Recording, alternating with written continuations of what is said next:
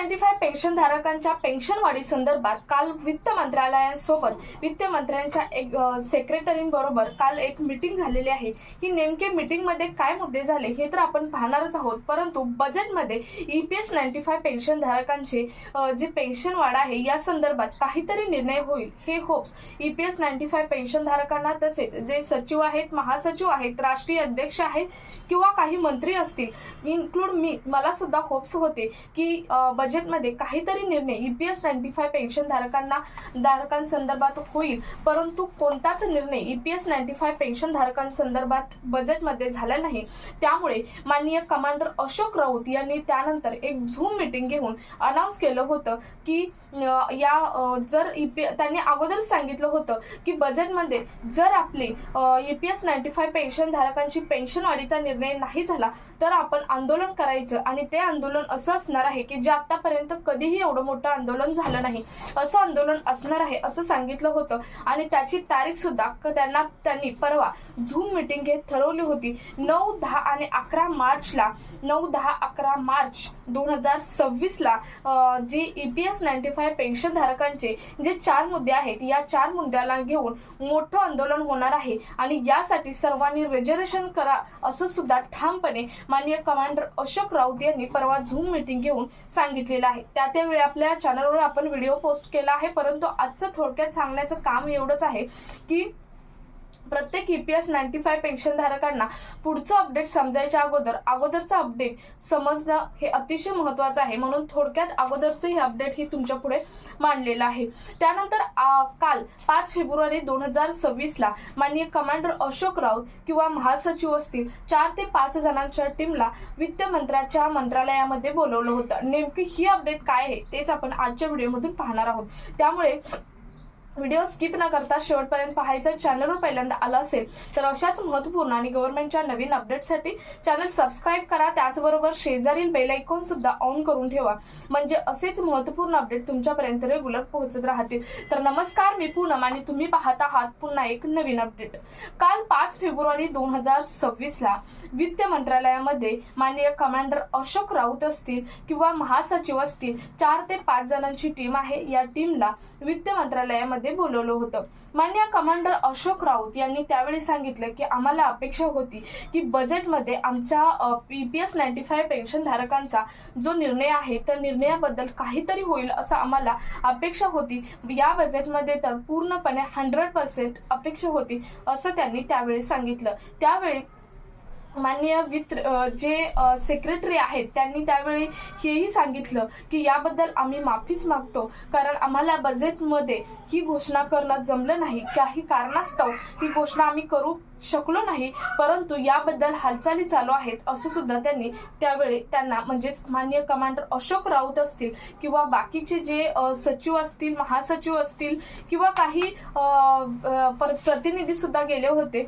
यांना सांगितलेलं आहे। नेमकं या मीटिंगला कोण कोण गेलं होतं पाहूयात। तर माननीय राष्ट्रीय NSCचे राष्ट्रीय अध्यक्ष कमांडर अशोक राऊत, त्यानंतर महासचिव वीरेंद्र सिंग राजावत, त्यानंतर सचिव रमाकांत बरकुट, त्यानंतर दिल्ली प्रदेशाध्यक्ष सुरेश डंगवालजी, VS राणा आणि बलवीर सिंग हे उपस्थित होते। म्हणजे जी मीटिंग झाली त्या मीटिंग मध्ये हे 5 ते 6 जण उपस्थित होते। प्रत्येकाने आपल्या आपल्या बाजूने मुद्दा मांडण्याचा प्रयत्न हा त्यावेळी केलेला आहे, म्हणजेच वित्त मंत्रालयामध्ये। आता ही मीटिंग का घेण्यात आली तर कमांडर अशोक राऊत यांनी झूम मीटिंग घेऊन सांगितलं होतं की आम्ही 9, 10 आणि 11 तारखेला जे आंदोलन करणार आहोत, आणि हे आंदोलन असं असणार आहे की आतापर्यंत राज्यात इतकं मोठं आंदोलन किंवा देशामध्ये इतकं मोठं आंदोलन कधीच झालं नसेल। किंवा EPS-95 पेन्शन धारकांचं तुम्हाला माहित आहे 3 आणि 4 डिसेंबरला सुद्धा आंदोलन होतं, ते कॅन्सल झालं होतं। त्यानंतर ऑक्टोबरमध्ये जे आंदोलन झालं होतं ते सुद्धा आंदोलन मोठं होतं, 13 ऑक्टोबरला झालेलं आंदोलन हे मोठं होतं, परंतु त्यानंतर 3 आणि 4 तारखेच्या 2025 मध्ये 3 आणि 4 डिसेंबरला जे आंदोलन होणार होतं ते खूप मोठं आंदोलन होणार असं सांगितलं होतं, परंतु त्यावेळी सरकारने त्यांना परवानगी दिली नव्हती. कारण जर एखादं आंदोलन करायचं असेल तर पोलिसांची आणि सरकारची परवानगी अशा 2 परवानग्या काढाव्या लागतात आणि मगच आंदोलन हे करावं लागतं. आणि त्यावेळी त्यांना परवानगी दिली नव्हती, कारण तुम्हाला माहित आहे त्यावेळी लाल किल्ल्यावरती बॉम्बस्फोट झाला होता बरीच, आणि दिल्लीमध्ये हवाही प्रदूषित होते. त्यामुळे EPS 95 पेन्शन धारकांनी सुद्धा ते आंदोलन मागे घेतलं होतं आणि ही अपेक्षा ठेवली होती. त्यानंतर छोटी मोठी आंदोलन शिवाय लिखित स्वरूपाची लेटर सुद्धा सरकारपर्यंत पोहोचवलेली होती. आणि हे सर्व कमांडर अशोक राऊत असतील किंवा महासचिव असतील यांनी वित्तमंत्र्यांना सांगितलेलं आहे. वित्तमंत्र्यांना त्यांनी हेही सांगितलेलं आहे की आम्ही आतापर्यंत इतकी लेटर दिलेले आहेत किंवा आम्ही आतापर्यंत या ठिकाणी आंदोलन केले, इथे मोर्चा काढला किंवा आम्हाला या मंत्र्यांकडून हा रिप्लाय आलेला आहे, EPFOच्या अधिकाऱ्याकडून आम्हाला हा रिप्लाय आलेला आहे. असं बऱ्याच जेवढं आतापर्यंत जे झालं तो सर्व आराखडा माननीय कमांडर अशोक राऊत आणि बाकीच्या नेत्यांनी बाकीचे जे प्रतिनिधी आहेत त्या प्रतिनिधींनी जे सेक्रेटरी आहेत, वित्तमंत्र्यांचे सेक्रेटरी आहेत त्यांच्या पुढे मांडलेले आहेत. आणि त्यांनी हे सांगितले आहे की तुमच्या पेन्शनसाठी EPFO कडून परवानगी आलेली आहे, म्हणजे EPFOचे अधिकारी सुद्धा यामध्ये योगदान देणार आहेत. EPFO कडून तुम्हाला पेन्शन वाढीसाठी योगदान हे मिळणार आहे. शिवाय वित्त मंत्रालयाकडून सुद्धा यासाठी परमिशन देण्यात आलेले आहे, म्हणजेच वित्त मंत्र्याकडून सुद्धा यासाठी तुम्हाला जे योगदान आहे EPS 95 पेन्शन वाढीसाठी योगदान आहे ती योगदान दिलं जाणार आहे असं स्पष्टपणे एक्झिक्युटिव्ह सेक्रेटरी म्हणजे वित्त मंत्र्यांचे सेक्रेटरी आहेत त्यांनी हे सांगितलेलं आहे स्पष्टपणे. परंतु त्यावेळी सुद्धा माननीय कमांडर अशोक राऊत आणि बाकीचे प्रतिनिधी आहेत यांनी हे सांगितलं की तुम्ही प्रत्येक वेळी आम्हाला हेच आश्वासन देत आहात, म्हणजे प्रत्येक वेळी तुम्ही सांगत आहात की तुमचा मुद्दा आमच्या विचाराधीन आहे किंवा इथे हालचाली चालू आहेत, इथून तुम्हाला योगदान मिळालेलं आहे असं तुम्ही प्रत्येक वेळी सांगत आहात.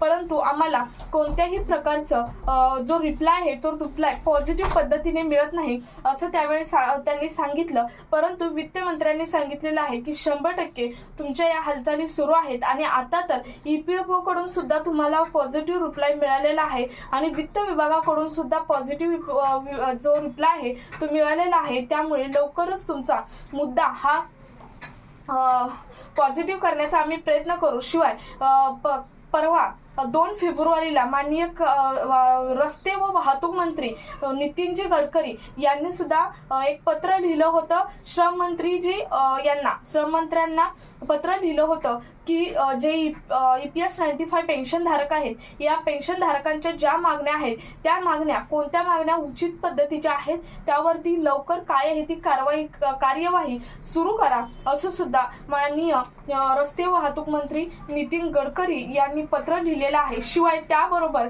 एक प्रत ही जोडलेली होती जी की EPS 95 पेन्शन धारकांचे जे प्रतिनिधी करतात त्या जे नांदेडचे आहेत त्यांची जी प्रत आहे ती प्रत जोडलेली होती. या प्रतमध्ये आतापर्यंत काय झालं किंवा EPS 95 पेन्शन धारकांच्या नेमकं मुद्दे काय आहेत, काय मागण्या आहेत ही सुद्धा त्यामध्ये लिहिलेलं होतं आणि ती प्रत अटॅच करून माननीय नितीन गडकरी यांनी श्रम मंत्र्यांना दिलेले आहे. शिवाय काल वित्तमंत्र्यांसोबत सुद्धा माननीय अशोक राऊत आणि बाकीच्या 5 प्रतिनिधींची बैठक ही झालेली आहे. त्यामुळे इथून पुढचा रिप्लाय काय येतो हे पाहणं हे तितकंच महत्त्वाचं असणार आहे, कारण दरवर्षीप्रमाणे बजेट नंतर ह्या बैठकी होतच राहत आहेत. त्यामुळे रिप्लाय नक्की काय येतो हे पाहणं गरजेचं आहे. बैठकी तर तुम्ही बघत आहात 10 वर्ष बैठकी चालूच आहेत.